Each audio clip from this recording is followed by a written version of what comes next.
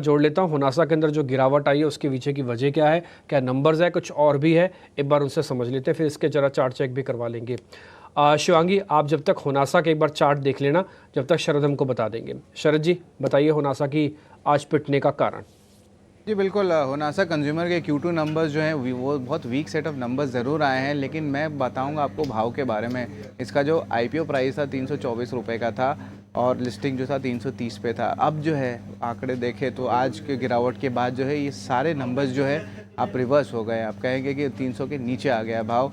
और याद रखिए कि IPO के समय जो था, एनालिस्ट कह रहे थे कि इन्वेंट्री एडजस्टमेंट्स बहुत हो रही थी, उसके कारण जो है फाइनेंशियल्स में एक अच्छी मूव देखने मिल रही थी IPO में। उसके बाद से जो है सेलिंग देखने मिल रहा है और ये लगातार जो है गिरावट कंपनी में देखने मिली है।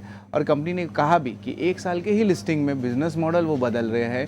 और Q2 कॉन कॉल के हाईलाइट्स की बात करें तो वहाँ पे इन्वेंट्री करेक्शन देखने मिला। और इसके अलावा जो है उन्होंने कहा कि एक नई डिस्ट्रीब्यूशन मॉडल और अप्रोच पे वो फोकस करने वाले हैं और प्रोजेक्ट नीव करके जो एक मॉडल रहेगा वो FY24 के जो 4th क्वार्टर है उसमें वो लॉन्च करने वाले हैं और वो एग्जीक्यूशन भी आया है। ये जो मॉडल है ट्रांजिशन करने वाली है डायरेक्ट डिस्ट्रीब्यूशन मॉडल से टॉप 50 सिटीज़ में, और सुपर स्टॉकिस्ट की जो डिपेंडेंसी है उसको वो कम करने वाले हैं। और ऑफ कोर्स इन्वेंट्री करेक्शन के कारण जो है सब डिस्ट्रीब्यूटर्स को भी जो है ज़्यादा इम्पैक्ट नहीं पड़ेगा। और इस बार क्वार्टर में देखें तो 60 करोड़ का इन्वेंट्री इम्पैक्ट भी देखने मिला है और प्रोविजनिंग भी बढ़ गई है। और ये जो है मैनेजमेंट ने कहा है कि लगभग 4 से लेकर 5 की एरियाज़ में जो है वो सोचेंगे भी, लेकिन बाज़ार को ये अच्छा नहीं लगा। जो ब्रोकरेजेस बताए, गोल्डमैन सैक्स ने बड़ा डाउनग्रेड भी कर दिया, न्यूट्रल पे 22 से था, टारगेट प्राइस घटा दिया 570 से 375 तक। ये एक सिग्निफिकेंट प्राइस रिडक्शन है। और उन्होंने कहा कि जो Q2 रेवेन्यू का तो रेवेन्यू डिक्लाइन हुआ ही है, लेकिन जो ग्रोथ ट्रैजेक्टरी था उनके कोर बिजनेस का वो अब चेंज हो गया है। तब किस तरह स्टेबलाइज होता है इस पे जो है बाज़ार की पूरी नज़र रहेगी। बट अभी जो है बाज़ार इस चीज़ को रिवॉर्ड नहीं कर रहा है और कंपनी की जो है स्ट्रैटेजिक लेवल पे अगर चेंजेस इतनी ज़्यादा हो रही है तो क्लैरिटी बाज़ार को नहीं देखने मिल रहा। इसलिए हम देख रहे हैं आज स्टॉक में मुझे भारी गिरावट देखने मिली है। ठीक है, तो ये एक हो गया होनासा के बारे में पूरी जानकारी कि क्यों टूटा है, 20% नीचे क्यों आया, उसकी वजह। चार्ट एक बार ज़रा चेक करवा लेते हैं।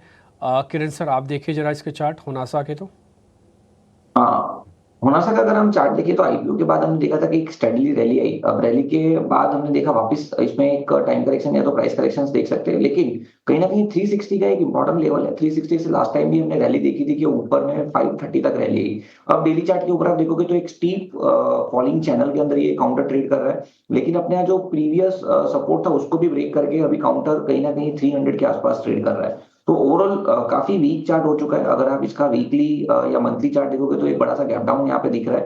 तो मेरे हिसाब से जिनके पास है उनको कहीं ना कहीं 250 या 260 के स्टॉप लॉस से होल्ड करना चाहिए। जब तक ये काउंटर ऊपर में रिकवर होके एटलीस्ट 360 के ऊपर नहीं आता तब तक मैं बॉटम फिशिंग करने के लिए थोड़ा वेट एंड वॉच कर कहूंगा। तो जिनके पास है वो एक स्ट्रिक्ट स्टॉप लॉस के साथ 250 के साथ बने रहे।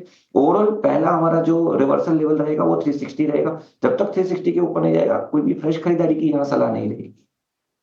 ठीक है, 360 के लेवल्स का इंतजार करना है। एब्सोल्युटली वेट एंड वॉच की राय इस वक्त मिलती हुई। नासा कंज्यूमर इंपैक्ट है नेगेटिव जो कि नजर आ रहा है, ब्रोकरेजेस के भी नेगेटिव रेडार पर स्टॉक आता हुआ। सारी की सारी रिसर्च आपके सामने। तेज